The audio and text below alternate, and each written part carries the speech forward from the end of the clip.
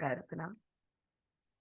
ओम असतो मा सद्गमय तमसो मा ज्योतिर्गमय मृत्युर्मामृतं गमय। ओम शांति शांति शांति।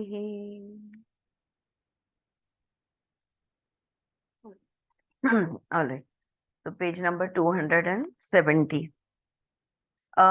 तो कल हमने बात की अंधकार और रेस्टलेसनेस की, और darkness and restlessness is the southern path and light and relaxation is the northern path. हाँ, उत्तर मार्ग यानी जब हम रिलैक्स्ड है और जहाँ पे क्लैरिटी ऑफ माइंड है। दक्षिण मार्ग वो है जहाँ पे अंधकार है और जहाँ बेचैनी है। इसके बारे में हमने बात की। अब आगे का पढ़ती हूँ। The Gita has used a very significant phrase, living tethered to the mind, living addicted to the body and its drives, create misery। बहुत स्पेसिफिकली यहाँ पे भगवत गीता बात करती है, कहती है कि मन के हिसाब से तुम चलो, शरीर की भूख जो है उसके हिसाब से जो तुम्हें शरीर मांगेगा वो उसे देते रहो, इसमें से दुख निर्माण होता है। If you remain tethered to the physical and the mental, then there is no ending to misery, there is no ending to suffering। तो शरीर और मन से अगर बंधे रहोगे तो दुख कभी नहीं खत्म होने वाला। You may progress with science and technology, you may evolve new theologies and organise new religions, you may read all the philosophies of the east and the west, but suffering and misery remains a psychological fact in your daily living. Ignorance darkens your life. Wrong identification creates attachment or detachment. So, Arjuna, follow the path of light and not of darkness.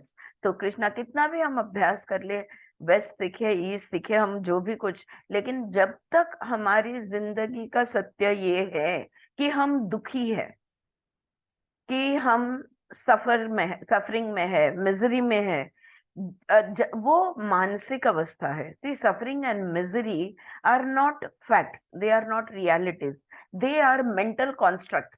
So we are just in our, it's our minds which is making us feel the suffering and the misery। और ये रोज की जिंदगी में जब तक कायम रहेगा, आप कितना भी अभ्यास कर लो, कितनी भी प्रगति कर लो, किसी भी तरह की अंधकार आपकी जिंदगी का भाग रहेगा। क्यों? दुख कब होता है? जब हमें पता नहीं होता, यानी अविद्या में। अविद्या यानी अंधकार है, ठीक है। और उसके वजह से, वो उस अविद्या के वजह से हम चीजों को अटैच, या चीजों से हम डिटैच हो जाते हैं, यानी वी आइदर लव और वी हेट। सो कृष्ण अर्जुन को कहते हैं कि जो प्रकाश का मार्ग है वो मार्ग अपनाओ, अंधकार का नहीं। People in India have emphasized the external path, that is, in which month to die and in which month not to die, how to keep alive, how not to die. These external factors do not give you the essence of the teachings of Gita.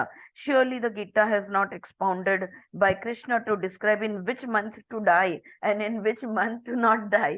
अभी सुचित्रा, हम लोग यही बातें कर रहे थे कि भगवत गीता इसलिए नहीं लिखी ताकि आपको ये बताया जाए कि कौन से महीने में जीना है और कौन से महीने में प्राण को त्यागना है।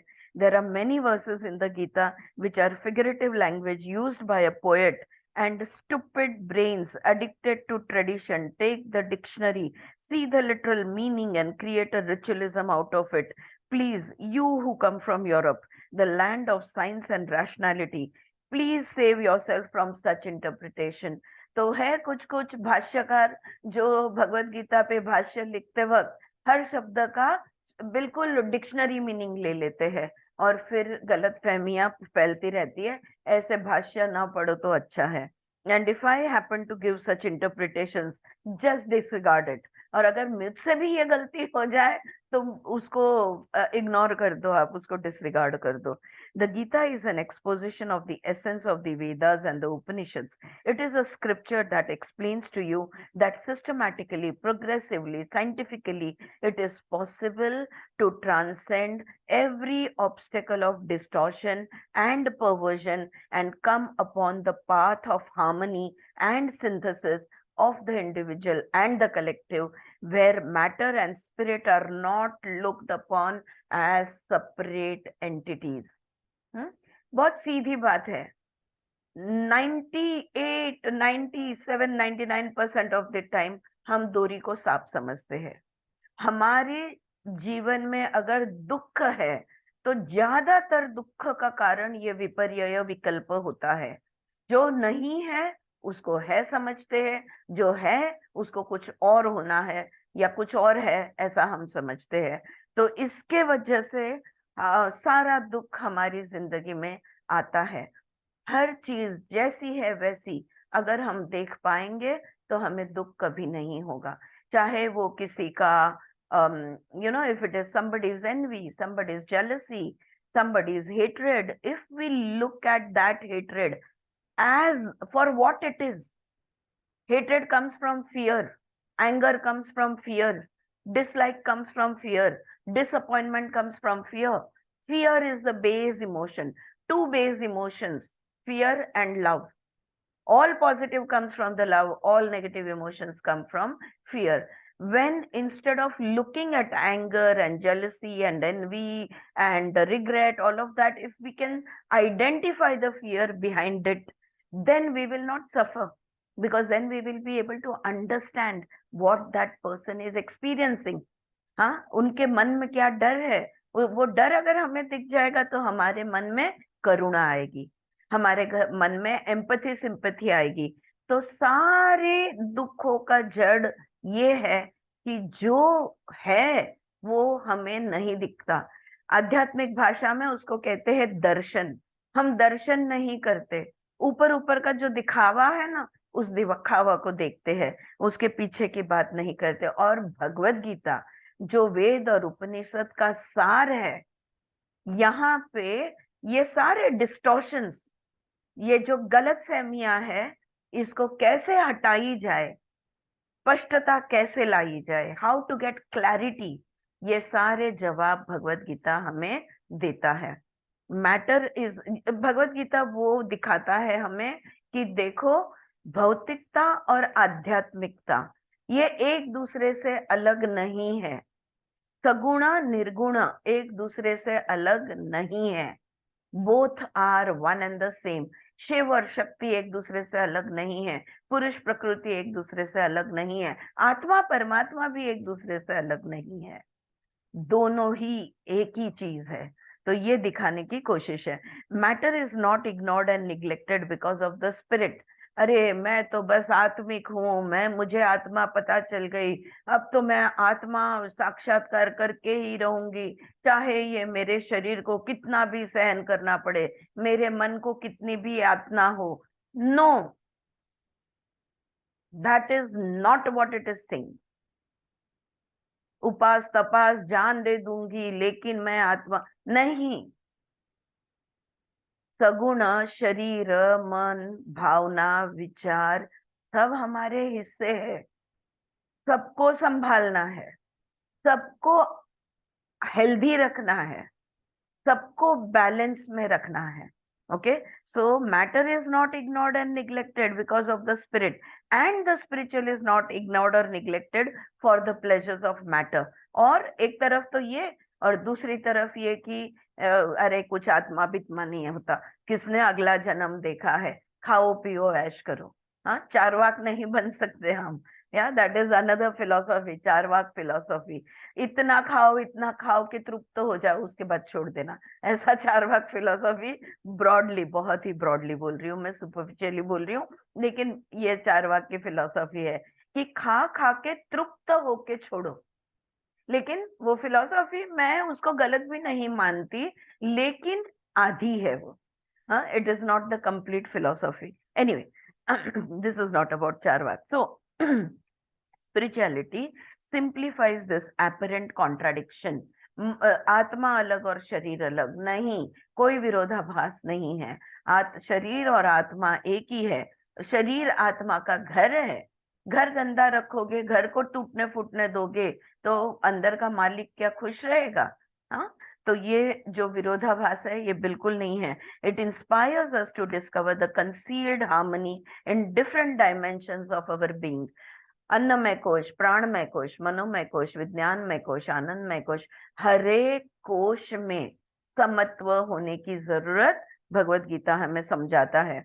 In the last verse of the 8th chapter, Shri Krishna says to Arjuna, they must read the Vedas. हाँ, आखिरी 8वें अध्याय का आखिरी श्लोक में कृष्ण अर्जुन से कहते हैं they must read the Vedas. He is referring here to Vedanta, the 6 systems of Indian philosophy, doing yajnas, mantra yoga, tantra yoga, hatha yoga, taking upon themselves numberless austerities.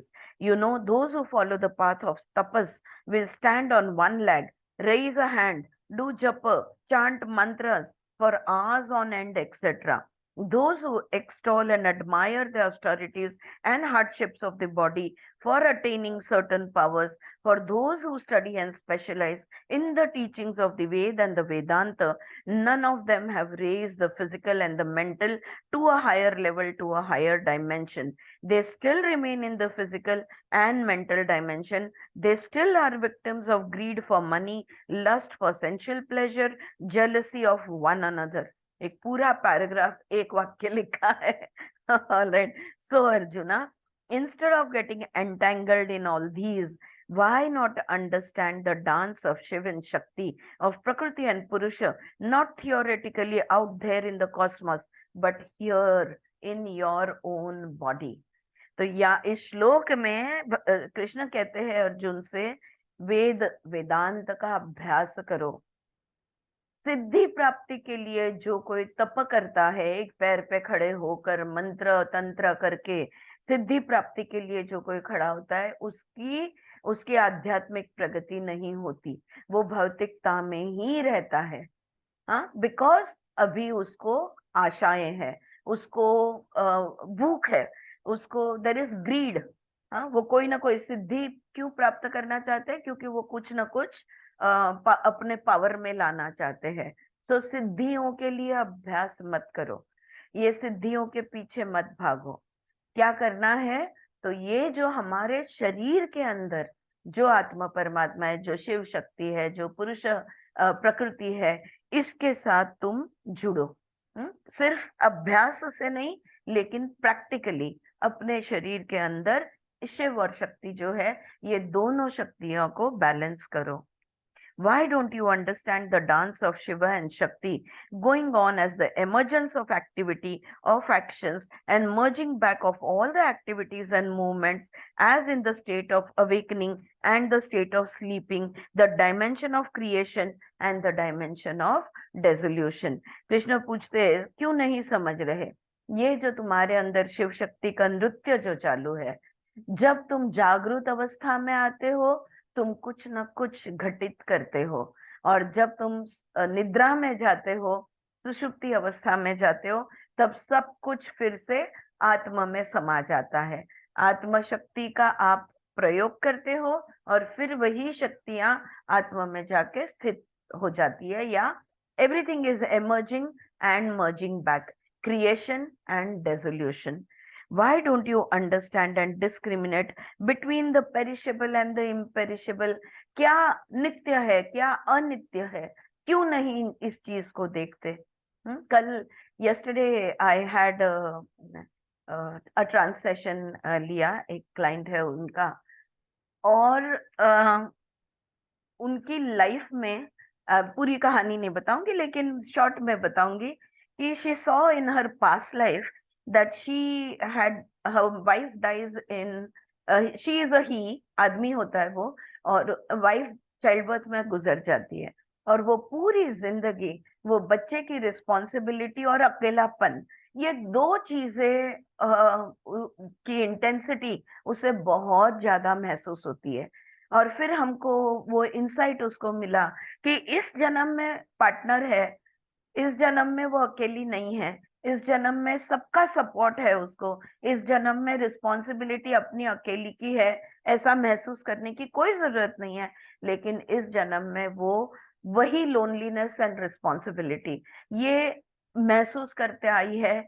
She has suffered so much, you know, because of that feeling of aloneness, loneliness, and the feeling of responsibility. And then she had the insight, I don't need to carry it from that life into this life. ये तो मैंने उधर से यहाँ उठाकर मैं लाई हूँ, ये मैंने लाने की जरूरत नहीं थी. Okay, this is not the main part of the story. The main part of the story is कि उसकी आत्मा, जब वहां से मैंने उनसे कहा कि अब देखो आपकी आत्मा कहाँ जाती है और आपकी आत्मा को रिसीव करने कौन आया है, तो उसकी आत्मा वहां से उठती है और जैसे आगे जाती है तो कहने लगी कि मेरी मम्मा आई है मुझे रिसीव करने को. She lost a mother few years back, तो मेरी मम्मा आई है रिसीव करने को. एंड आई सेड जाओ अपनी मम्मा से मिलो, see how she greets you. तो वो जब मिलने जाती है तो वो हंसने लगती है उसकी मम्मा, और वो मम्मा की हंसी कौन से अर्थ से वो हंस रही है, you know what is the meaning of that laughter, वो सुन के वो खुद भी हंसने लगी. और दोनों जन क्यों हंस रहे हैं, मैंने मैंने पूछा what is this laughter about. And वो कहती है कि हम लोग हंस रहे हैं, कितना ड्रामा किया है जिंदगी में हमने, कोई जरूरत नहीं थी इतना ड्रामा करने की, हमने लाइफ में कितना drama, you know, and it is so true. And that is why they were laughing. Look, in Atma, in the state of the soul, we are free. We really don't need to do all that dramas, you know, over there. तो यहाँ पे वो जो कह रही है ना, why don't you understand and discriminate between the perishable and the imperishable? वो अनित्य था, अनित्य को कितना पकड़ के बैठे हैं, सिर्फ एक जन्म में नहीं, एक जन्म से दूसरे जन्म में भी उठा के लेके जाते हैं. जो अनित्य है उसको नित्य समझना, यही अविद्या है, यही अंधकार है. और जो नित्य है उसको अनित्य समझना, ये हमारी भूल है. और इसी वजह से हम दुख में होते हैं. We suffer and we are in misery because whatever is impermanent, we are thinking that it is permanent. Whatever is perishable, we are thinking that it is imperishable. And what is imperishable, what is impermanent, we are thinking as perishable and permanent. Yeah. तो सत्य क्या है? सत्य वो है जो सत्यम अनंतम ब्रह्म. सत्य वो है जो कभी नहीं खत्म होता, कभी नहीं बदलता. जो अनंत है वो सत्य है, जो ब्रह्म है वो सत्य है. So why don't you understand and discriminate between the perishable and imperishable. देखो भगवत गीता के 8 चैप्टर हो गए हैं, अब तो कृष्ण भी थक रहे हैं कि कैसे समझाए इस अर्जुन को. हम सारे अर्जुन हैं, समझ ही नहीं पा रहा है इनको. अब वो बोलता है जानो, देखो, विनती कर रहे हैं, dedicate your energies towards the imperishable and live with the perishable. कितना सिंपल वो समझा रहे हैं. सारी ऊर्जाएं हैं, वो ऊर्जाएं आपने कहाँ पे स्थित रखनी है? अनंत में. और रहना कहाँ है? लिमिटेड में, लिमिटेशन में. इम्पेरिशेबल के साथ रखो, अमृत में रखो, और ऊर्जाओं को, और अमृत में रहो. Doing justice to the energies but not succumbing to them. जो भी ऊर्जाएं, जो भी शक्तियां हमारे अंदर है, इन शक्तियां हमारे यूज के लिए ही है, लेकिन उसका उनके आहार पे नहीं जाना. मतलब त्यांच्या आहारी जाऊ नये. That's what I mean. Don't go under it. what is happening is that our energies are controlling us, jabki we should be controlling our energies, right? If you do this, if you live this way, then you will find yourself in the abode of divinity, the eternal abode of Paramatman, and you will not be born again as a suffering miserable human mind. तो simple है, ध्यान अपना अनंत पे रखो, ध्यान अपना divine पे रखो, परमात्मा पर ब्रह्म पे अपना ध्यान रखो, और यहाँ पे जो सीमित जिंदगी जीनी है उसको जियो. लेकिन ख्याल तुम्हारा तो पर ब्रह्म परमात्मा का ही होना चाहिए. अगर परमात्मा में तुम स्थित रहोगे तो पुनर्जन्म, जन्म, again and again and again, जो हम पर again and again that we are born again, right? So the rebirths will not happen. The emphasis in the Gita is not on the physical birth. अब देखो, हमने कल क्या बोला था? Birth and death in every breath. हर सांस में हम जन्म लेते हैं, हर सांस के साथ हम मृत्यु का अनुभव करते हैं। वैसे हमने देखा जब हम निद्रा में चले जाते हैं इट इज लाइक डेथ, और जब हम जागृत अवस्था में आते हैं इट इज लाइक बर्थ। तो रोज 24 घंटे में इतनी अलग अलग तरह से हमारा पुनर्जन्म, जन्म और मृत्यु हर क्षण हम इसका अनुभव करते हैं। तो भगवत गीता शारीरिक मृत्यु के बारे में बात नहीं कर रहा। जब कृष्ण अर्जुन को कहते हैं कि भाई इस मन के झमेले में मत आ जाओ, इस मन के उलझन में मत आ जाओ, दोबारा दोबारा हर बार जन्म लेते हो, मेरा मन समझो उलझ जाता है, फिर मैं वापस से फिर समझो उलझन में मैं सो जाती हूँ, फिर जब उठती हूँ तभी फिर से उलझन में हूँ। तो मेरा मृत्यु हुआ, फिर जन्म लिया, फिर उलझन में, इसको रोको। So he is not talking about the physical death. It is on the birth of the sense of identity, not being a separate entity, independent of the rest of life. मैं यानी जीवन, जीवन यानी मैं। जीव जीवन से अलग नहीं है, जीवन जीव से अलग नहीं है। Krishna says you are part and parcel of the cosmic life. ये जो ब्रह्मांड, ये जो पूरी प्रकृति है, इसका तुम एक भाग हो। You are in it like the fish in the ocean. जैसे समुन्दर में मछली होती है ना, वो समुन्दर का हिस्सा होती है, वैसे ही तुम भी इस ब्रह्मांड का हिस्सा हो। If you understand this, then even at the moment of physical death of dying, you will be passing into the ocean of eternity, the dwelling of परमात्मन। अगर ये बात अच्छी तरह समझ में आ गई तो मृत्यु के समय भी तुम्हारा मृत्यु नहीं, लेकिन तुम परमात्मा के साथ एक रूप हो जाओगे, जिसको हम निर्वित समाधि कहते हैं, वो हो सकता है। It is a joy to me, no an ecstasy to me. ये कृष्ण ने अभी विमला जी कह रही है, ये श्लोक यहाँ पे खत्म हुआ और विमला जी कहती है it is a joy to me, no an ecstasy to me when friends of European countries, teachers of yoga come here and create an opportunity for me to share the best with you. One feels inspired to share because you are in the midst of that.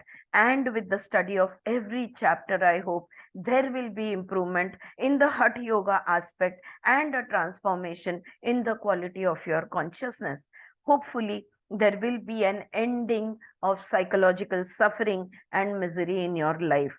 Religiosity or spirituality is the ending of psychological suffering. Thank you.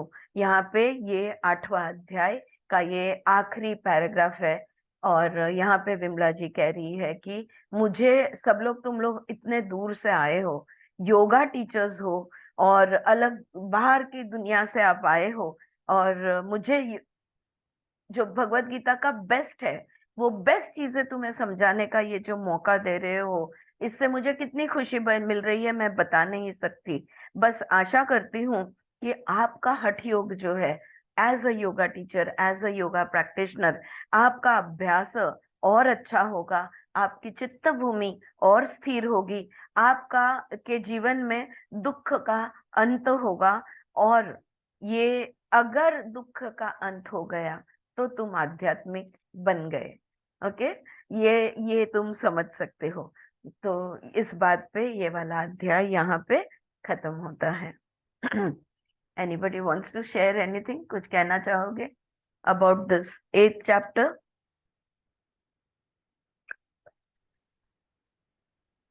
मूर्ती जी, जी, दुःखाचा अंत म्हणजे त्याच्याकडे बघण्याचा दृष्टिकोन बदलणे ना, तुम्ही नाही तर लोक दृष्टिकोन बदलून पण तुम्हाला त्रास होत असेल तर मग म्हणजे स्थिर राहणं, शांत राहणं, रिलीज करणं असं. नाही नाही, काहींची कल्पना कशी असते की साधना आपण केली म्हणजे काही जादू होईल आणि आपलं दुःख बरं होईल. हा, तसं बरोबर. नसतं, तर आपण आपल्यामध्ये बदल करायचा. अगदी अगदी अगदी बरोबर आहे तुमचं. आणि दुःख मुळात संपलं पाहिजे, कारण दुःख ना हे मानसिक आहे, आणि मानसिकता बदलली, तुम्ही बरोबर बोललात, मानसिकता बदलली की दुःखाचा अंत करता येतो. Alright, I am just looking for, so हे 8वां अध्याय होतं, अक्षर ब्रह्म योग होतं, हे योगा ऑफ इम्पेरिशेबल ब्रह्मन और इटर्नल ब्रह्मन. सो 8वा अध्याय अक्षर ब्रह्म योग इथे संपतोय. Alright, shall we move on, पुढच्या अध्यायाकडे जाऊया. Chapter 9 the royal secret. हे माझा अख्ख्या भगवद्गीताचा, yes I can see Suchitra happy about it. Yes, it is one of the best chapters ever in the whole of insights into Bhagavad Gita. The royal secret, Raj Vidya Yoga, king of sciences, the yoga of sovereign science and sovereign secret. म्हणजे राजविद्या योग किंवा राजगुह्य योग किंवा simple शब्दामध्ये राजयोग. आता सगळं कर्मयोग हम सब किए हैं अभी. कर्मयोग देखे, ज्ञान योग देखे, ये सब देखते देखते अभी हम लोग राजयोग पर पहुंच गए हैं. So the yoga of sovereign science and the sovereign secret, Rajguhya Yoga, 9वा अध्याय. We have come to the 9th chapter. It is a crucial chapter as it deals with a secret path leading to secret revelation.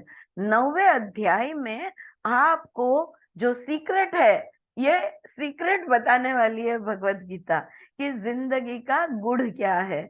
Alright, और ये एक गुड़ मार्ग है. तो ये मार्ग हमें, ये गुह्य यानी the one which is secret. So that is what, it's a crucial chapter as it deals with the secret path leading to secret revelation. Before we plunge into this chapter, let us make a brief summing of the previous chapter. हाँ, तो ये थोड़ा सा अभी तक जितने chapters पढ़े हैं, बिल्कुल एक एक पैराग्राफ में थोड़ा सा हम रिविजन कर ले. हाँ, क्योंकि हम लोग दिनों तक पढ़ते हैं ना, तो पीछे की बात पीछे रह जाती है, हमारे साथ आगे नहीं आती, तो थोड़ा सा रिवाइज करना अच्छा होता है. I hope every one of us is aware that the science of yoga aims at establishing a contact between the individuated consciousness and the non-individuated transcendental consciousness, which is called as Brahman. The science of yoga, every branch of it, presumes an omniscient trinity of which we have to be conscious when we try to study the Gita. तो यहाँ पे वो कह रही है कि अब तो आपके ध्यान में आ गया होगा कि योग विज्ञान एकदम उसका जो सूक्ष्म अर्थ है या सूक्ष्म उसका जो परिणाम है, ये है आत्मा और परमात्मा का एक होना, जिसको आत्मा और ब्रह्मण का एक होना. और कोई भी योग का आप मार्ग ले लो, यानी योग का कोई भी ब्रांच ले लो आप, तो यहाँ पर 3 चीजों की सजगता होती है. ट्रिनिटी कहा है, द ओमनिसियंट. हाँ, फॉर अनंत, ट्रिनिटी, 3 चीजें. और ये 3 चीजें क्या है? पुरुष, प्रकृति और जीव. हम कौन है? जीव है. और हमारे में क्या है?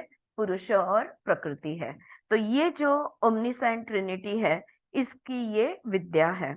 The transcendental principle of life, Brahman, is an indivisible organic wholeness.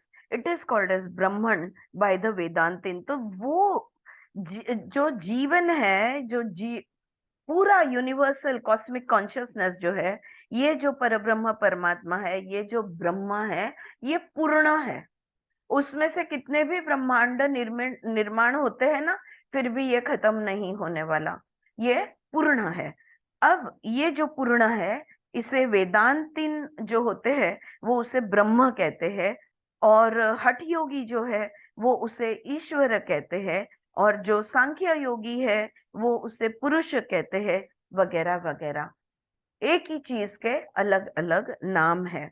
So there is the transcendental Brahman और लॉर्ड और ईश्वर.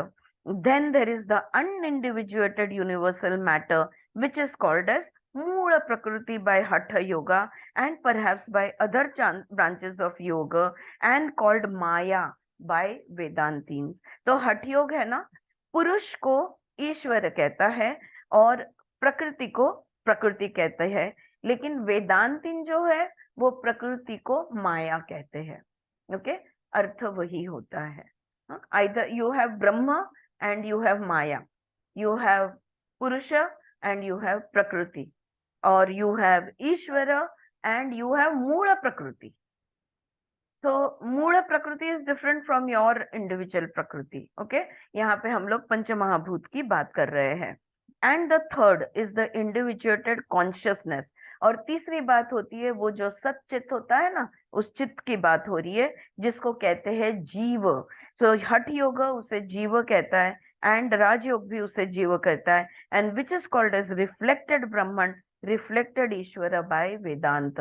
और वेदांत उसे there is a term for it, I forgot. Alright, so reflected Brahman यानी वो जो ब्रह्मन है ना, उसी की ये परछाई है।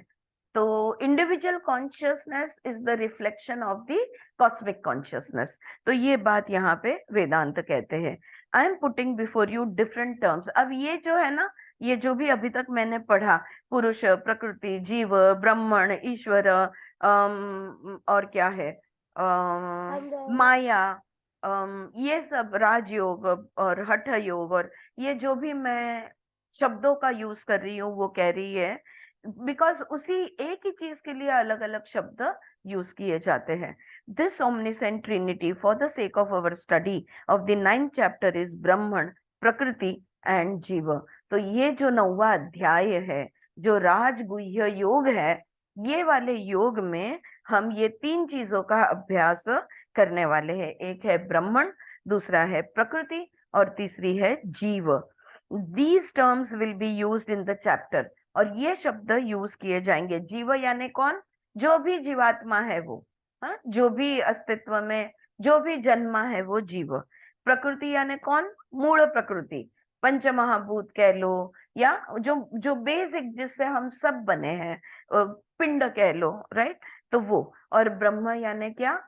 ईश्वर या पुरुष, वो जो हर जगह पे है वो। ठीक है। These terms will be used in this chapter, so let them be very clear. The individuated consciousness in the human, universal consciousness in the universal matter or Moola Prakriti, and that which transcends the individuated and the non-individuated consciousness. तो हमें जब परा जाना है, तो जब हम individual consciousness तो हमको छोड़ना ही है, लेकिन मूल प्रकृति को भी हमें छोड़ना पड़ेगा अगर हम पुरुष के साथ, शिव के साथ एक रूप होना चाहते हैं। Yoga aims at establishing the contact between the individuated consciousness and the non-individuated transcendental wholeness or holistic consciousness.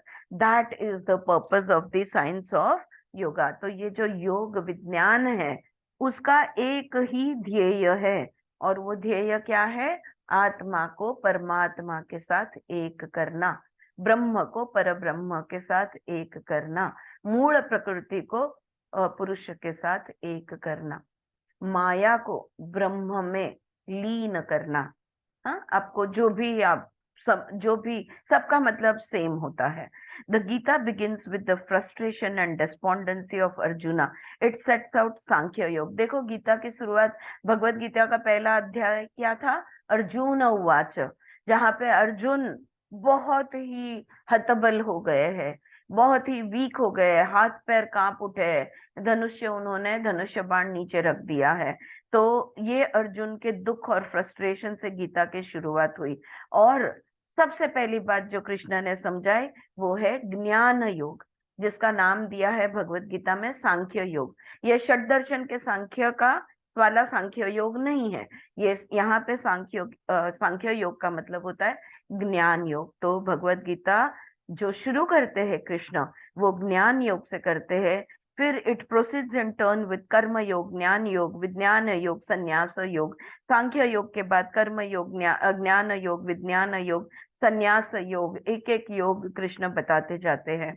Then it comes to अभ्यास योग इन द 8th चैप्टर, और 8वें अध्याय में हमने अभ्यास योग देखा।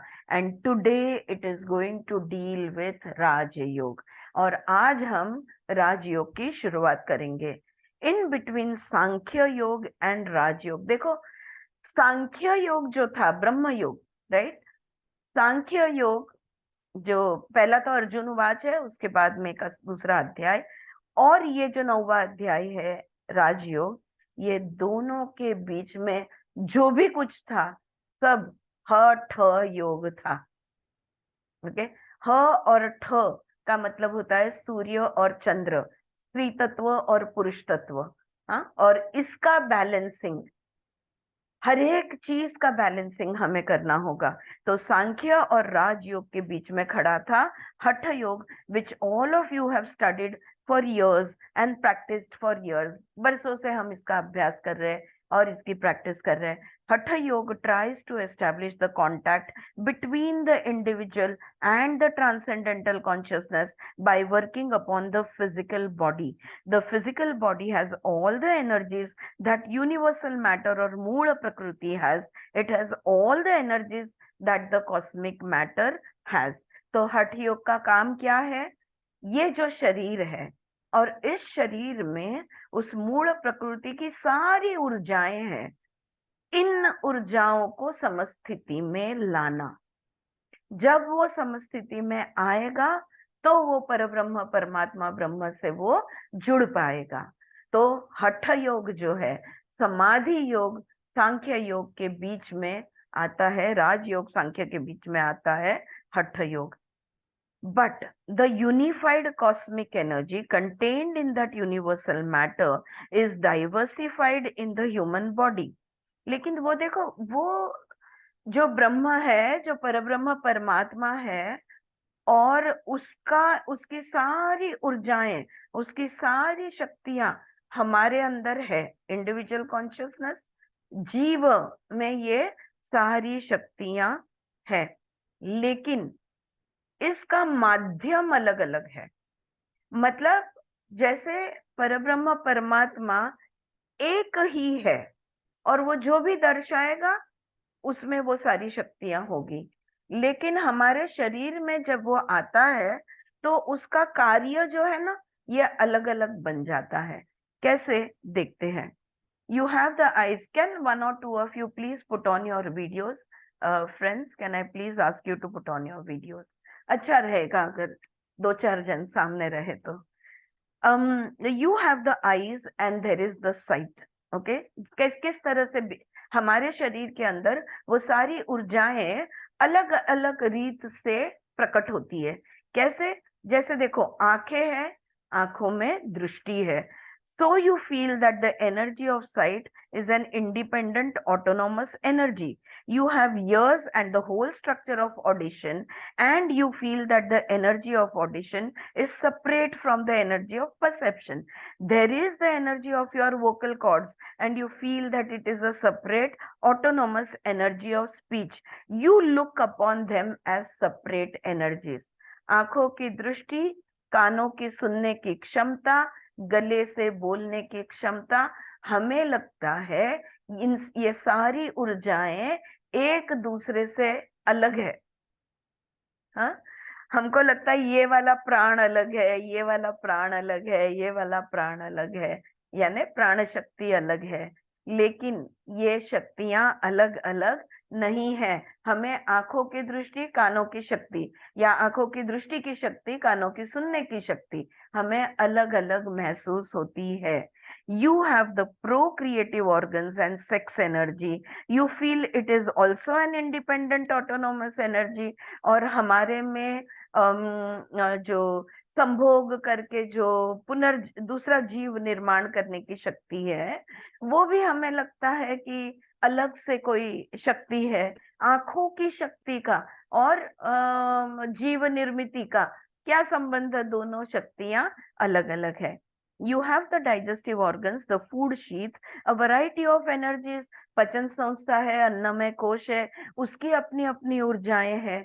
In the Moola Prakriti, all these energies are unified and work in a unitary, holistic way. हमारे शरीर में हमें अलग अलग कार्य करने वाली अलग अलग शक्ति जो महसूस होती है ना, वो मूल प्रकृति में एक ही शक्ति है, उनमें कोई फर्क नहीं है। वही ऊर्जा है, वही एनर्जी है, वही शक्ति है। We feel them separate, but they are all one single energy. But in the human body, they are distributed to different organs. They are given independent function. लेकिन हमारे शरीर में अलग अलग बॉडी ऑर्गन में ये शक्तियां जाती है और अलग उन शक्तियों को अब एक एक अलग अलग कार्य दिया जाता है. So this diversification and distribution of energy into separate organs create an illusion that they are all independent energies, and the person identifies with one or with some of them or with many of them. यहाँ से ये जो गुड़ है ना, ये राजगुह्य, ये यहाँ पे the secret, already we are now beginning, she has started explaining the secret. Okay, the secret is this. हमें लगता है पचन शक्ति, स्मरण शक्ति, विचार शक्ति, कल्पना शक्ति, आंखों की दृष्टि की शक्ति, कानों की सुनने की शक्ति, हमें लगता है ये सारी शक्तियां, प्रजनन की शक्ति, ये सब शक्तियां एक दूसरे से अलग है.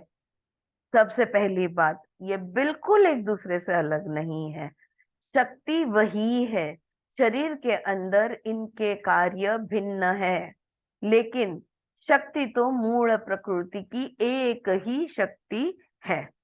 The science of yoga shows us the way of gathering the distributed energies together, uniting the diversified energies, and then educates them to function holistically instead of fragmentically. Okay, योग में हम क्या सीखते हैं? ये सारी शक्तियों को एकजुट करना, यूनिफाई ऑल दीज एनर्जीज. इनको हम देखो, हम मेडिटेशन के वक्त एक वाक्य जरूर बोलते हैं, सेंटर योर एनर्जीज. क्या कहना चाह रहे हैं? आंख बंद कर ली, ऊर्जा अंदर आ गई. हाँ, शांत जगह पे बैठ गए, कानों की ऊर्जा अंदर आ गई. मौन कर दिया, हम लोग ये मुद्रा करते हैं ना, षणमुखी. हाँ, तो सारे मार्ग बंद कर देते, द्वार जो है हमारे, इनको जब हम बंद कर दे तो सारी ऊर्जा इकट्ठी हो जाती है. और हठ योग में अलग अलग आसन, प्राणायाम, क्रियाएं हैं, ये चीजें जब हम करते हैं तो ये जो अलग अलग महसूस होने वाली ऊर्जा है ना, ये एक सी हो जाती है, एक जैसी हो जाती है, एक साथ आती है, और हमें टुकड़े टुकड़े में नहीं महसूस होती. हाँ, एकजुट महसूस होती है. हठ योगा यूजेस द बॉडी. हठ योग में शरीर का उपयोग किया जाता है इन ऊर्जाओं को एकत्रित करने के लिए. आसन and pranayama especially for this purpose, disciplining the body, disciplining the energies. शरीर को हम नियंत्रित करते हैं, ऊर्जाओं को हम आसन प्राणायाम के माध्यम से नियंत्रित करते हैं. It uses the prana, the dynamic vital energy, for disciplining and educating. Asanas and pranayam are the essence of Hatha Yoga principles. तो आसन और प्राणायाम हठ योग का आधार है. और यहाँ से शुरुआत होती है कि सारी ऊर्जाओं को एकत्रित की जाए. अब ये हो गया हठ योग, ये हो गया शरीर के बारे में. अब देखो, इफ यू टर्न टू भक्ति योग, अगर हम भक्ति योग देखते हैं, the yoga of devotion, there you use the emotional aspect of consciousness. तो हठ योग में अन्नमय कोश, यानी हमारे शरीर के माध्यम से हम चीजों को नियंत्रण में लाने की कोशिश करते हैं. भक्ति में भावनाओं के माध्यम से उन्हीं ऊर्जाओं को एकत्रित करने की कोशिश होती है. सारी भावनाएं एक ही चीज पे हम लगा देते हैं, उसको कहते हैं भक्ति योग. Okay, so if you turn to bhakti yoga, there you use the emotional aspect of consciousness for uniting the energies, harmonizing them through dedication and devotion to one point. जो भी तुम्हारी भावनाएं है ना, हमारी भावनाएं देखो अलग अलग रूप में दिखती है. कभी क्रोध में, कभी प्रेम में, कभी दया में, कभी करुणा में, कभी जेलसी, कभी द्वेष, कभी सब, so many different things. भक्ति योग में वो सारी भावनाओं को इकट्ठा करके एक भगवान पे लगाया जाता है. जो भी कर रहा है वो कर रहा है, जो भी हो रहा है ठीक हो रहा है, वो जानता है वो क्या कर रहा है, मैंने सिर्फ उस पर ध्यान देना है, जो होता है होने देना है। मैं तो बस मेरे क्या नंद गोपाल, वो जो भी लड्डू गोपाल, जो भी भगवान में आप मानते हो, अब वो भगवान पे सारा तुमने मन लगा लिया है, right? So the whole emotional energy is focused on harmonizing them through dedication and devotion at one point. The whole emotional energy is focused on ईश्वर, और ये किसी व्यक्ति पे नहीं, जैसे मैंने कहा किसी भगवान पे, किस पर? ईश्वर पे। ईश्वर कौन है? The highest reading of the absolute by the human mind. Ishwar कौन है? हम बढ़िया से बढ़िया जो इमेजिन कर सकते हैं, बढ़िया से बढ़िया हम जो कल्पना कर सकते हैं, उसको हमने कल्पना की और उसको हमने ईश्वर, भगवान ये नाम दिया है। हाँ, हमने उनको देव देवता देवियों का नाम दे दिया है। So and through the concentration of emotional energy, भक्ति yoga tries to purify the physical and the mental body. तो आसन प्राणायाम हठ योगा सब शुद्धि होती है। भक्ति योग में जो भावनाओं की शक्ति है, इनसे मन और शरीर की शुद्धि होती है। अब तीसरा योग देखो, हमने कौन सा देखा? ज्ञान योग। ज्ञान योग uses the cerebral organ, the faculty of will and the faculty of ideation, and through that knowledge it experiments in purifying and unifying the diversified energies, thus establishing contact. ज्ञान योग में क्या होता है? वो हमें वेदांत का हम अभ्यास करें, ज्ञान योग का किसी भी का भी अभ्यास करें, वो हमें समझा देते हैं कि देखो तुम एक आत्मा हो। हमको उस पॉइंट पे ले आते हैं जहां पे हम कन्विंस हो जाते हैं कि अहम ब्रह्मास्मि, या through knowledge. So through knowledge we gather up all our energies. फिर से हमने सारी ऊर्जाओं को एकत्रित किया, लेकिन यहाँ पे हमारा मार्ग कौन सा था? ज्ञान योग था। और उससे हम मन और शरीर को शुद्ध करते हैं। क्यों करते हैं शुद्ध मन और शरीर को? क्योंकि जब तक मन शरीर शुद्ध नहीं होता, हम परब्रह्म परमात्मा के साथ जुड़ नहीं सकते। तो मार्ग तुम हठ योग ले लो, भक्ति योग ले लो, ज्ञान योग ले लो, मार्ग कोई भी ले लो, लेकिन मार्ग एक ही है। करता क्या है? शुद्धि करता है। कैसे? अशुद्धि को हटा के। शुद्ध तो हम है ही, अशुद्धि को हटा दिया। When we come into our pure form, we are able to unite with the परब्रह्म परमात्मा ईश्वर। We need not go on elaborating each branch and how each branch has a way of establishing the contact through taking some part of our physical and mental being as an instrument. Hatha Yoga uses the body as the instrument, and through the help of the pranas, it awakens the kundalini, the coiled up energy of prana at the base of the science. देखो एक वाक्य में हठ योग क्या करता है बोल दिया। हठ योग शरीर को साधन की तरह उपयोग करता है, और इस शरीर में जो प्राण है, यानी हमारे पंच प्राण उप प्राण, राइट, ये जो प्राणा है, ये प्राण के माध्यम से कुंडलिनी को जागृत करते हैं, और the awakening of that called up prana energy energises your whole being. और जब वो कुंडलिनी जागृत हो जाती है, तो हम पूरी तरह से ऊर्जा से भर जाते हैं। एनर्जाइजेस योर कॉन्शियसनेस, हमारी चित्त शक्ति है ये फुल बैटरी हो जाती है, 100% हो जाती है। But the path is long, लेकिन हठ योगा का मार्ग है ना, इसमें मेहनत बहुत है। हाँ, जितने योगा टीचर है सब लोग थम्स अप देंगे, राइट? बहुत मेहनत है, सालों साल करना पड़ता है, right? The path is long, it is laborious, it consumes much time and energy. बहुत समय लग जाता है उसमें। भक्ति योग में भी तो कहाँ गारंटी है कि अगर मैंने पूरी तरह से मैं भक्त बन गई तो 6 महीने में मुझे मुक्ति मिल जाएगी। हाँ, भक्ति योग भी उतना ही कठिन है, ज्ञान योग भी उतना ही लंबा है, हठ योग भी उतना ही लंबा है। इसलिए अब यहाँ पर श्री कृष्ण अर्जुन से कहते हैं, देखो arjuna, look Arjun, instead of taking this long and circuitous path of bhakti yoga, jnana yoga, karma yoga, and even the hard laborious path of hatha yoga. इतने लंबा, इतने जन्मों जन्म तक चलने वाले ये सारे मार्ग है, भक्ति योग, ज्ञान योग, कर्म योग, हठ योग, ये इतने लंबे और कठिन मार्ग से चलने के बदले I will show you a secret path. मैं तुम्हें एक शॉर्टकट दिखाता हूँ, मैं तुम्हें एक सीक्रेट मार्ग दिखाता हूँ, which will not consume so much of your time and energy. उसमें वक्त भी नहीं लगेगा और ऊर्जा भी खर्च नहीं होगी। ऐसा मैं एक सीक्रेट पाथ तुम्हें बताता हूँ। यहाँ पे 9वें अध्याय में कृष्ण बोलते हैं।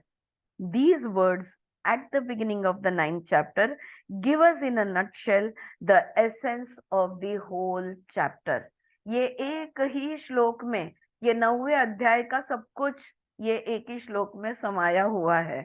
श्री कृष्ण says, कृष्ण कहते हैं, I will share with you the supreme revelation of truth and a secret part to that revelation. देखो, वो जो सत्य का मार्ग है, वो मार्ग मैं तुम्हें दिखाता हूँ, और वो जो सत्य है वो भी मैं तुम्हें दिखाता हूँ। मैं क्यों दिखा सकता हूँ तुम्हें सत्य? Because I have known it and I have experienced it. क्योंकि इस मार्ग पर मैं खुद चला हूँ और इसका अनुभव मैंने खुद लिया है, और मैं ये मार्ग अच्छी तरह जानता हूँ। इसलिए ये जो गुह्य मार्ग है, ये मैं तुम्हें बताऊंगा। It is for anyone and everyone who wants to be blessed by the revelation of truth and who is willing to tread the secret path to this secret revelation. अब यहाँ पे विमला जी कह रही है, ये मार्ग सिर्फ गिने चुने क्षत्रिय या ब्राह्मण, ये ब्राह्मण यानी कि ये किसी वर्ण के को सीमित नहीं है। अर्जुन क्षत्रिय थे तो उनके लिए सिर्फ, या कोई जो ऐसे बड़े हस्तियां हैं सिर्फ उनके लिए ये मार्ग है, ऐसा बिल्कुल नहीं है। ये मार्ग कोई भी जान सकता है, ये मार्ग पर कोई भी चल सकता है जो सत्य की खोज में निकला हुआ है, जो सत्य जानने की चाह अपने दिल में रखता है। Okay, so this is for anyone and everyone who wants to be blessed by the revelation of that truth and who is willing to tread the secret path to this secret revelation. You will get there. It is not the privilege of the few. You do not have to accept it on the authority of any scripture. पता है, इसके लिए, इस मार्ग पे चलने के लिए तुम्हें किसी भी प्रमाण की जरूरत नहीं है। कोई वेद उपनिषद प्रमाण, जिसको हम शब्द प्रमाण कहते हैं ना, ये किसी प्रमाण की जरूरत नहीं है। कोई भी इस पर चल सकता है जो सत्य जानना चाहता है। It is within the reach of every human being, provided that it becomes the top priority and there is a willingness to walk alone on the secret path for the revelation of the secret truth. देखो, conditions apply तो है। इस मार्ग पर अगर हमने चलना है तो 2 कंडीशन है। हमारे जीवन का एकमेव महत्व ध्येय यही होना होगा। Okay, so the first is that it is top priority for you. तो ये पहला कंडीशन है उनका। और दूसरा, अगर तुम अकेले चल सकते हो तो इस मार्ग पर तुम जा सकते हो। यहाँ पे कोई साथी नहीं है, यहाँ पे कोई सत्संग नहीं है, यहाँ पे हाथ में, यस चारू जी पूछिए। हमारे शरीर का नहीं, इसमें 2, हमारे जीवन का, हाँ, जीवन का ये एकमेव ध्येय होना चाहिए। ये, हाँ, कि सत्य को मुझे कुछ भी हो जाए, मैं इस मार्ग पर चलना चाहती हूँ क्योंकि मैं सत्य जानना चाहती हूँ। ये एकमेव ध्येय होना चाहिए, ये पहली बात। और दूसरी बात, अकेले चलने की तैयारी। You have to be prepared to walk alone. Yeah. So, willingness to walk alone on the secret path for the revelation of the secret truth. ये दो चीजें कि तुम्हारी तैयारी है तो तुम इस मार्ग पर चल सकते हो. You may be acquainted with Mademoiselle, I don't know how to pronounce that, Blavatsky's volume Secret Doctrines.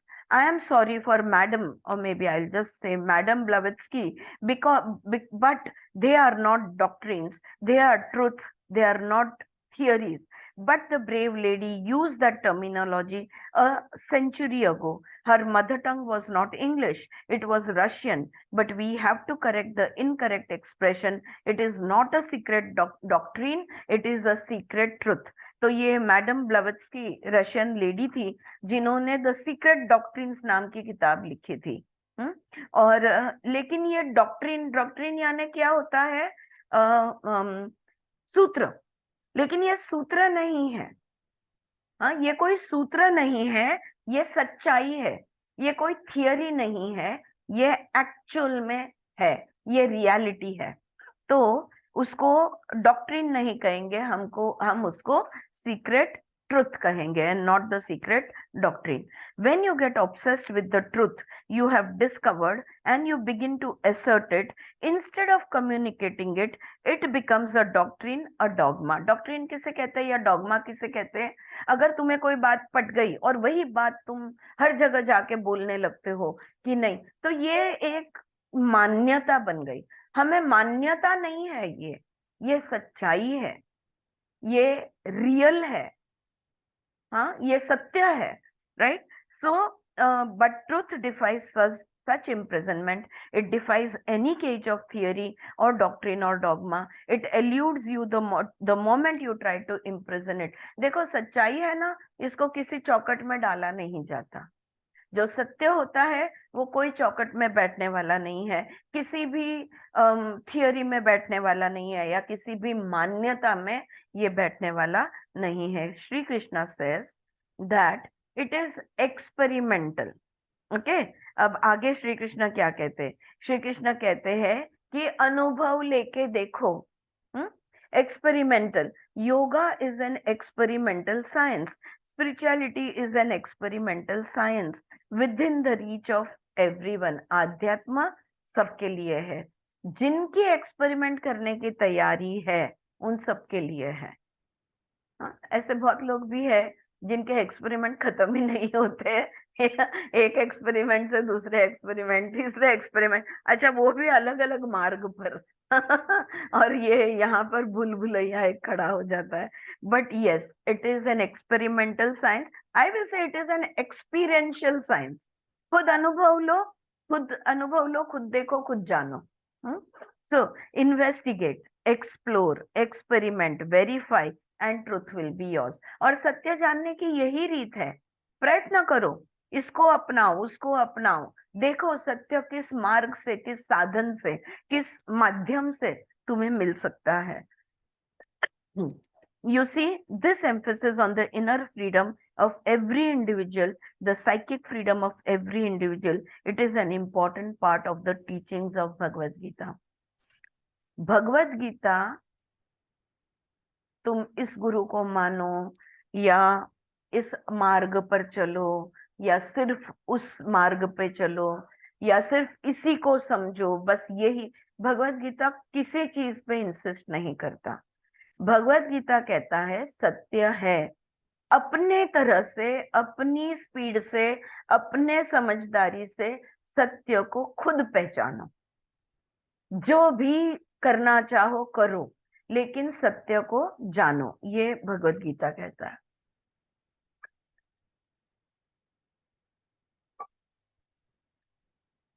The emphasis is on the inner freedom of every individual. अंदर से मुक्त होना बहुत जरूरी है. मैं खास करके उन लोगों के लिए, देखो अगर तुम किसी एक गुरु को या एक माध्यम को तुम फॉलो कर रहे हो, अच्छी बात है, बिल्कुल मैं ये नहीं कहती हूँ, लेकिन उसमें फंस नहीं जाना, उसमें अटक नहीं जाना. ऑलराइट. तो अगर तुम किसी एक पुणे यूनिवर्सिटी में हो तो तुम पुणे यूनिवर्सिटी के रूल्स में अटक जाओगे. अगर तुम बॉम्बे यूनिवर्सिटी में हो तो तुम बॉम्बे यूनिवर्सिटी के रूल्स में अटक जाओगे। किसी भी एक अपने अंदर से मुक्ति होनी जरूरी है। जो चाहूं मैं पढ़ सकती हूँ, जो चाहूं वो अभ्यास कर सकती हूँ, जो मार्ग को मैं समझने की कोशिश करना चाहूँ तो मैं समझ सकती हूँ। तो मैं भगवत गीता जानना चाहूँ तो मैं ये पढ़ सकती हूँ। अगर मेरे मन में आए कि नहीं बुद्धिज्म को भी मुझे जानना है, तो I should have the inner freedom to follow that path also. Anyway, so it is an important part of the teachings of the Gita. It is within the reach of everyone. It is easy to pursue. दूसरा part क्या है? ये जो राजगुह्य मार्ग है ना, ये सबके लिए है और कोई भी इस पर जा सकता है, इसके तरफ जा सकता है, आसान है। Once you have pursued it, once the contact has been established, it can never be snapped away, it can never be severed. और एक बार ब्रह्म पर ब्रह्म से, ईश्वर से जुड़ जाओगे ना, तो फिर ये कभी नहीं उससे अलग होगे, आप हमेशा ही जुड़े हुए रहोगे। So the understanding never lapses into forgetfulness. जो ये राजगुह्य मार्ग अगर तुम समझ गए, तो जो समझे हो वो कभी नहीं भूलोगे। Knowledge can be forgotten. देखो, ज्ञान को हम भूल सकते हैं, understanding becomes the substance of your being. अगर थियरी कुछ है तो हम भूल सकते हैं, याद नहीं आता, लेकिन जो समझा है वो हमसे अलग कभी नहीं होगा। The light of truth is imperishable, indestructible. तो ये जो तेज है, ये जो सत्य का तेज है, ये सत्य का जो प्रकाश है, ये कभी नहीं नष्ट होने वाला और कभी नहीं खत्म होने वाला है। All these words are very important. देखो, ये कुछ कुछ शब्द जो हम इस अध्याय के शुरुआत से जो बोल रहे हैं, हर एक शब्द बहुत महत्वपूर्ण है। This sovereign supreme truth and the secret sovereign path which purifies your being is not going to use the emotional part of the mind nor the willpower of your cerebral organ, but chitta, the depository of all the psychological energies. So neither karma nor bhakti nor jnana nor dhyana, but it is going to focus its energies on the chitta, the repository of all conditioning. ये जो राजगुह्य मार्ग है, इसमें न तुम्हारे दिमाग का, न तुम्हारे दिल का, किसी एक हिस्से का उपयोग नहीं होने वाला है। हाँ, कर्म नहीं है, ज्ञान नहीं है, सिर्फ भक्ति नहीं है, सिर्फ ध्यान नहीं है। यहाँ पे बात होने वाली है हमारे चित्त की। We are going to follow the path of consciousness. Okay, the focus is on all the focus is on the chitta. चित्त पे क्यों? क्योंकि जो भी कुछ है वो हमारे चित्त में आज तक, जब से तुम अस्तित्व में आए हो तब से लेके आज तक, जो भी कुछ तुमने देखा, सुना, अनुभव किया, जो भी अलग अलग योनि में जन्म लिया, जो भी सारे तुम्हारा अनुभव है, ये सब कुछ हमारे चित्त में लिखा हुआ है, बसा हुआ है। तो all our conditionings are in our consciousness. It will not neglect the body, the physical body. The asana and pranayam will accompany you on this path, but it is not necessary for you to do 84 asanas and all the different kinds of pranayama. तो यहाँ पे वो कह रही है, देखो, शरीर के माध्यम से ही करेंगे।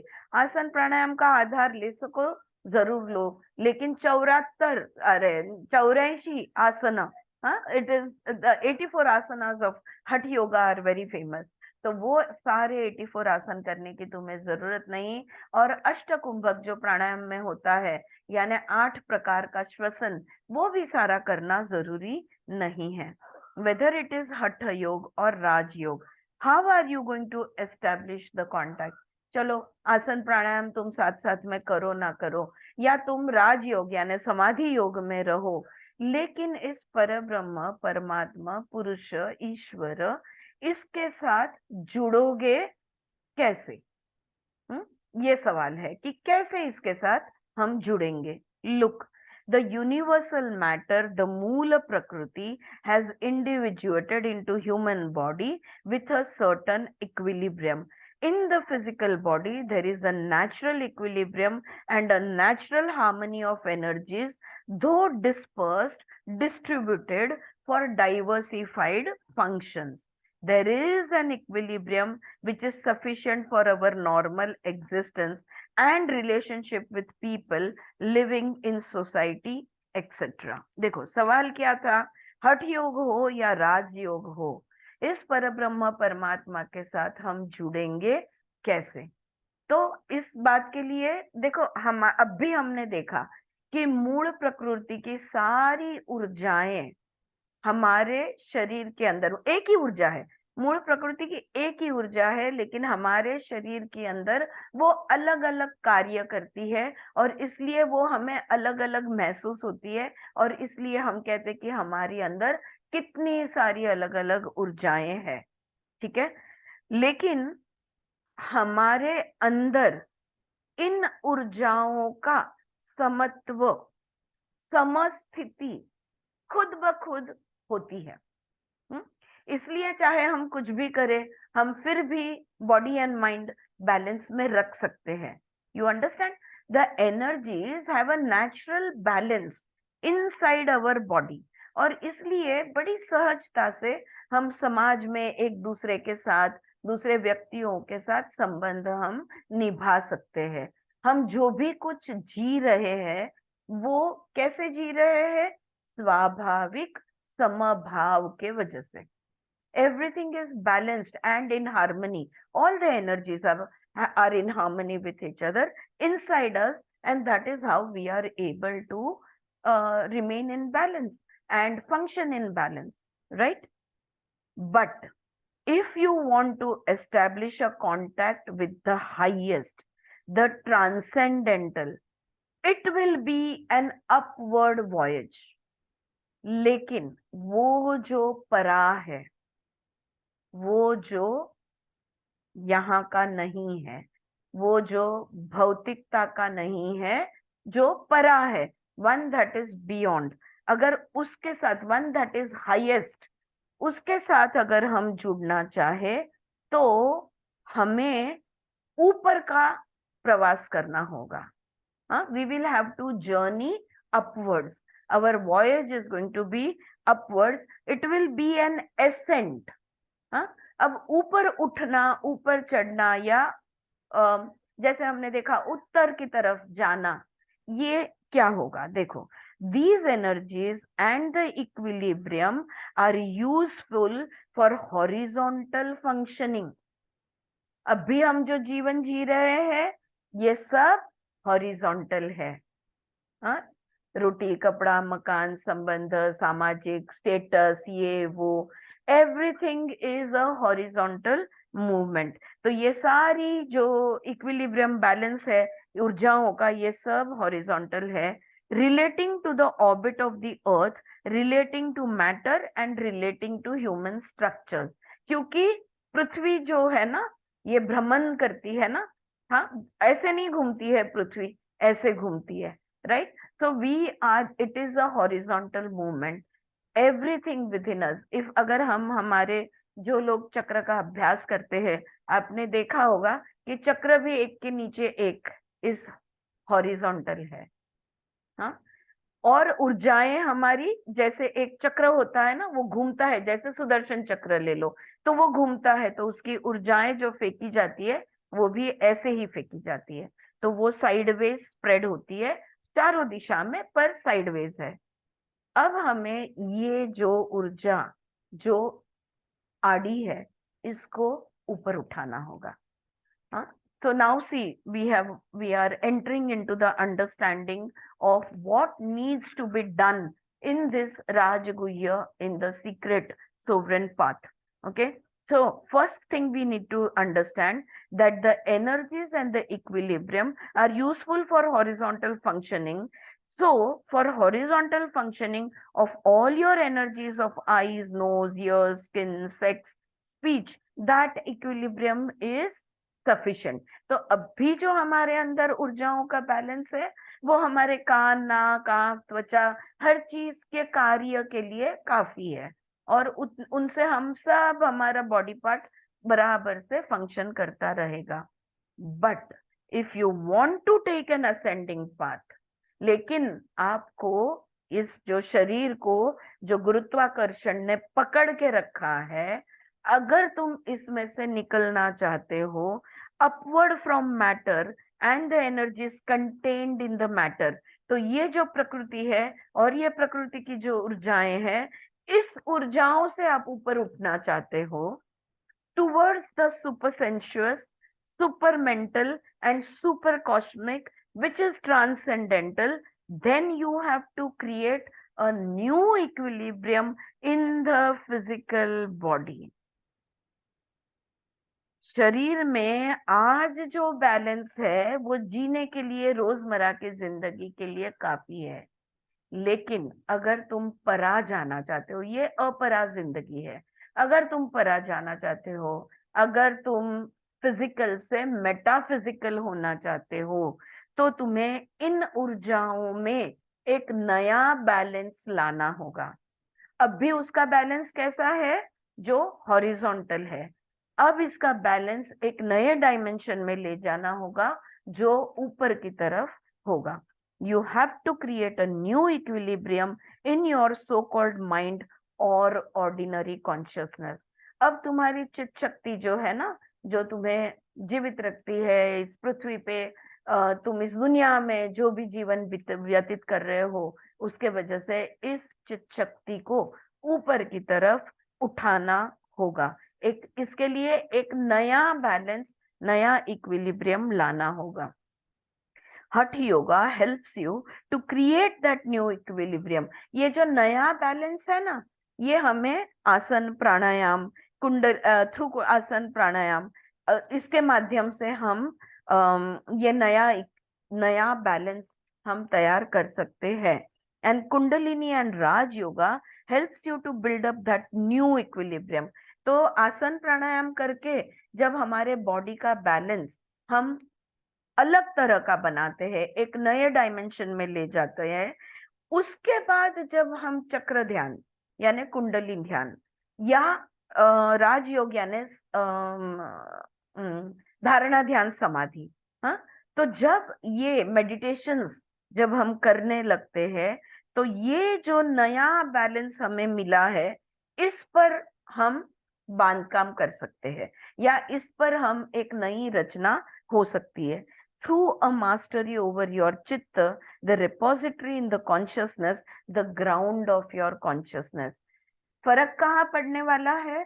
आसन प्राणायाम, हठ योग, कुंडलिनी योग, राजयोग यानी मेडिटेशन, ये सब करने से क्या बदलने वाला है ताकि हमारी ऊर्जा ऊपर उठ सके?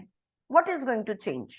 Which will lift your energies instead of rotating sideways. It will be lifted upwards. किस एस्पेक्ट में, हमारी किस चीज में बदल आने वाला है? हमारी चित्त भूमि में। Yes yoga teachers, is that making sense? या जो भी हम करते हैं, आसन प्राणायाम, धारणा ध्यान, चक्र ध्यान, बीज मंत्र ध्यान, इससे कहाँ फर्क पड़ने वाला है? हमारी चित्त भूमि में पड़ने वाला है। आज तक जो हम मूढ़ क्षिप्त विक्षिप्त में नाचते रहते थे, कॉन्शियस सबकॉन्शियस में नाचते रहते थे, अब सबकॉन्शियस अनकॉन्शियस में नाचते रहते थे, अब हम एकाग्र और निरुद्ध अवस्था में जाएंगे। What will happen to our chitta, to our consciousness? It will go into superconsciousness. It will go into completely focused consciousness. हाँ, तो कहाँ फर्क पड़ेगा? इन सारी चीजों का हमारे चित्त पे फर्क पड़ेगा। For it is a question of creating a new equilibrium in the body and in the consciousness. अब विचार सिर्फ बदलने नहीं है, अब शरीर सिर्फ बदलना नहीं है, अब सिर्फ भावनाओं को बदलना नहीं है, अब सिर्फ दृष्टिकोण को बदलना नहीं है, अब हमें हमारी चित्त भूमि को में ही बदलाव लाना है। Is that clear? Are you understanding? Yeah. It is a question of creating a new equilibrium in the consciousness, in the body, in the consciousness. It is not only certain practices and certain siddhis that are important, or the awakening of the kundalini for the sake of enjoying the siddhis or powers. हम कुंडलिनी इसलिए नहीं जागृत करना चाहते ताकि हमें कुछ सिद्धि प्राप्त हो। हम कोई सिद्धि नहीं चाहते। That is not the purpose of yoga, और वो योग का ध्येय भी नहीं है। दैट इज अ बाईपाथ, वो तो साइड इफेक्ट है। The essence and the fundamental object are quite different. हमारा ध्येय जो है ये बिल्कुल अलग है। It is called the supreme, the sovereign path. तो ये जो राजगुह्य मार्ग है, इसे राजमार्ग कहा है, सुप्रीम पाथ कहा है, because it gives you the capacity of self rule. थक गए क्या आप हो सब मेरे साथ? बहुत ज्यादा हैवी हो रहा है।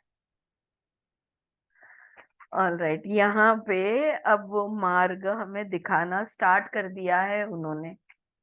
हाँ, यहाँ पे वो कह रही है उसको राजमार्ग कहा है क्योंकि उसमें निर्णय यानी खुद पे सत्ता है। यहाँ पे राजा जो होता है ना, वो राजा की अपने राज्य पे और खुद पे, सब राज्य में वो खुद भी आ गए, खुद की सत्ता चलती है। यहाँ पे सेल्फ रूल होगा। हमारी चित्त भूमि क्या रखनी, कैसे रखनी, this we over here it is called as the राजमार्ग, it because it is called as the supreme path, because here we have the capacity of self rule. यहाँ पे कोई हमें ये नहीं कह सकता कि तुम ये पढ़ो, तुम वो मार्ग कर चलो, तुम इनकी सुनो, तुम उनकी सुनो, तुम ऐसा करो, ये क्रिया करो, वो क्रिया करो। नहीं, यहाँ पे सिर्फ और सिर्फ तुम तय करोगे कि तुम्हारी ऊर्जाओं को ऊपर उठाने के लिए तुमने क्या करना है या नहीं करना है। Okay, generally in life the impulses of the body rule the mind. देखो, हमारी भूख हमारे दिमाग को खराब कर देती है, प्यास दिमाग को खराब कर देती है। तो हमारे शरीर को कौन दौड़ाता है? हमारा मन। It is mentally evolved, knowledgeable person. In a mentally evolved, knowledgeable person, the mind controls the physical impulses, and yet rules the reason or rationality. और जो अपने मन पे ताबा ले आया है ना, अब वो अपने शरीर को कंट्रोल करता है, लेकिन फिर भी नियमों के बंधन में वो बंधा हुआ होता है, तर्क वितर्क के बंधन में वो बंधा हुआ होता है। The inheritance rules the conscious mind, the subconscious rules the conscious mind, emotions overwhelm reason and rationality, so there is no self rule. Actually हम खुद से कुछ भी नहीं करते। या तो हमें कर्म संस्कार हमारे दौड़ाते हैं, या तो सामाजिक नियम हमें दौड़ाते हैं, या तो हम कोई ना कोई नियमों की, रूल्स एंड रेगुलेशंस के बंधन में अपना, या तो हमारी बिलीफ सिस्टम, हमारी मान्यताएं हमारी जीवन को दौड़ाती है। जो भी सीमित हमारी मान्यताएं है, बिलीफ सिस्टम है, जो हमें सीमित करता है। बॉडी सीमित करता है, माइंड सीमित करता है, इमोशन सीमित करते हैं, इंटेलिजेंस भी सीमित करता है, और हमारी सारे एनर्जीज भी हमें सीमित करता है, एवरीथिंग। और रहा बाकी तो हमारे सबकॉन्शियस में जो बिलीफ सिस्टम है ना, वो उसकी भी लगाम हम पर पड़ी हुई होती है। यहाँ पे सेल्फ रूल नहीं है। या तो मम्मी ने कहा, या तो समाज ने कहा, या तो देश ने कहा, प्रधानमंत्री ने कहा, या तो भगवान ने कहा, या तो गए जन्म के संस्कार कह रहे हैं, या जन्म जन्म के संस्कार, वो जैसे हमें जिस दिशा में ढकेलेंगे हम उस दिशा में जाते हैं। हमारे पास सेल्फ रूल नहीं है। मैं कहूंगी वैसा ही होगा। ये हम हमारे साथ, हमें वो हम इट्स अ माया। हाँ, हाँ, ये हमारा भ्रम है कि हमें लगता है नहीं नहीं मैं जो चाहती हूँ वो मैं करती हूँ। हम्म, लेकिन वो जो मैं चाहती हूँ, अंडरलाइन द चाहती हूँ, जो चीज को तुम चाहते हो, अगर उसको देखोगे तो वो कहीं और से आया हुआ होता है। Alright, so we are never in charge of our self. कितना भी हम बोले ना नहीं नहीं यार मुझे, नहीं नहीं मेरे हस्बैंड मुझे रोकते नहीं है। कोई भी इंसान दूसरे इंसान को क्यों रोकना चाहिए? You are under his rule, that means you are under his rule and you are thankful that he is allowing it to you. I'm giving you a very silly example. Or you are in the rule of a guru, or you are under the rule of a of Ved or Upanishad or Bible or Quran or anything. You are या तो in this belief system, कुछ नहीं तो तुम मार्ग से बंधे हो, तुम भक्ति के मार्ग से बंधे हो, या तो हठ योग के मार्ग से बंधे हो, या कर्म के मार्ग से बंधे हो, पर हम सब बंधन में है। सेल्फ रूल हमें पता ही नहीं है। अब कल ही जो सवाल पूछा गया था, वन ऑफ यू, कोई किसी ने तो भी क्लास में पूछ लिया था कि मेडिटेशन के वक्त ऐसा ऐसा होता है और ये होना चाहिए या वो करना चाहिए, लेकिन ये तो करना गलत है ना और ये तो सही है ना। मेडिटेशन में गलत और सही, इससे बड़ा बंधन क्या हो सकता है? Why should there be any rules even in spirituality? No, we are not in charge of ourselves. हम सेल्फ रूल में नहीं है। ऑलराइट, क्यों? क्योंकि हमारे पास क्लैरिटी नहीं है, ज्ञान है, अंडरस्टैंडिंग नहीं है। राइट, सो यहाँ पे कोई ना कोई हम पर, अभी बॉटम लाइन ये है, there is no self rule. For some time you are governed and ruled by the impulses in the body. Sometimes you are ruled and governed by the incompatible desires, contradictory wishes and aspirations, and you are torn within. अंदर से तो बस द्वंद ही द्वंद है। सही है, गलत है? हाँ, क्लास में पूछते हैं मैम ऐसे रखूं या ऐसे रखूं? भैया रख के देखो, जो अच्छा लगे वो रखो। See what makes you feel comfortable. Alright, जैसे हमारे स्वर योगा के क्लास में जो हमारे सर ने हमें सजेशन दिया, सांस लेते वक्त ओम बोलो और सांस छोड़ते वक्त कार बोलो, और हमारा मन ही मानने को तैयार नहीं है। भैया अगर नहीं, हम सब ने क्या किया, क्योंकि हम लोग अब काफी स्मार्ट हो गए हैं स्पिरिचुअल फील्ड में, हमने क्या किया, किसी ने सोहम पकड़ लिया, किसी ने, जिसको जो ठीक लगता है वो उसने पकड़ लिया।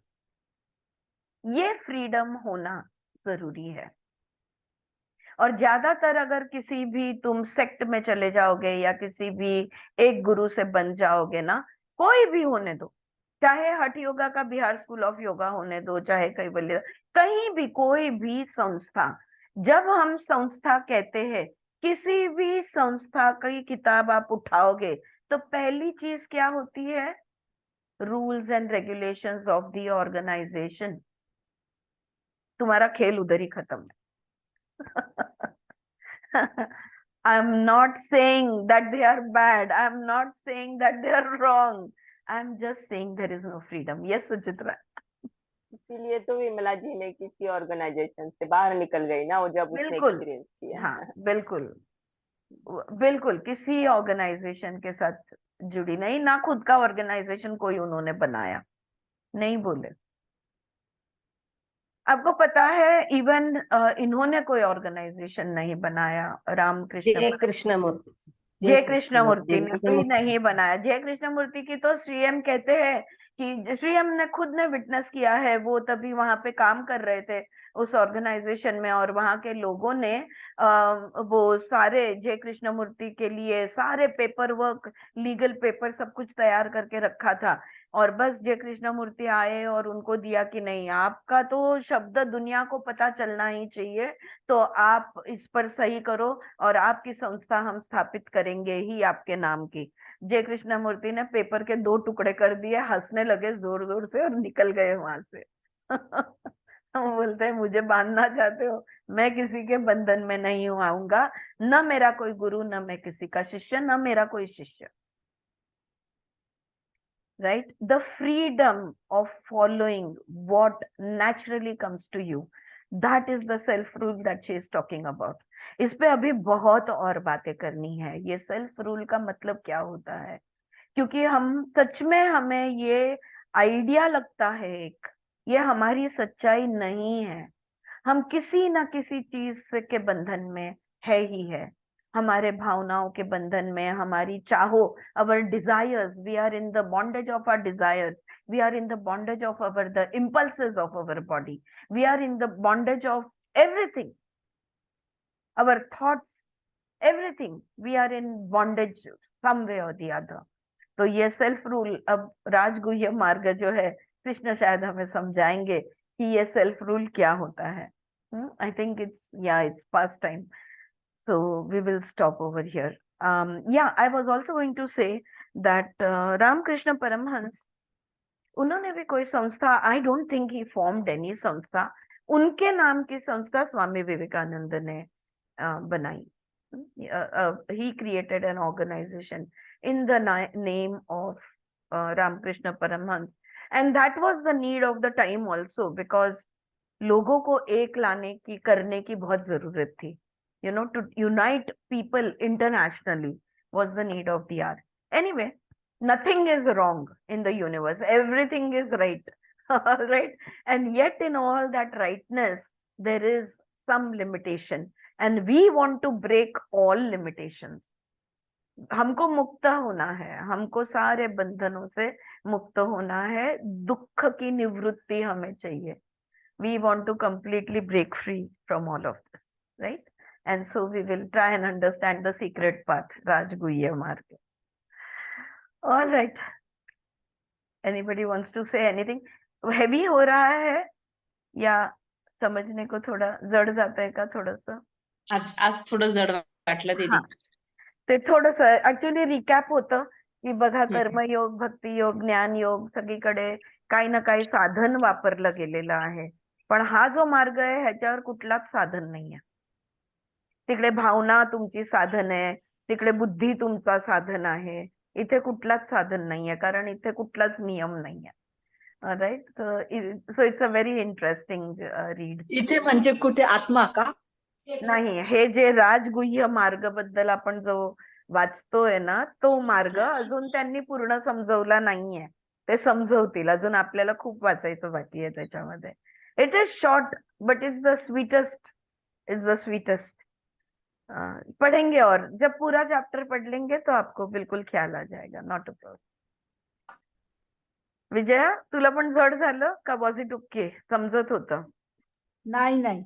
लक्षात येत. Wonderful, great. चला थांबूया. Thank you so much. उद्या भेटूया. I will see you tomorrow in class. Hariom. Hariom.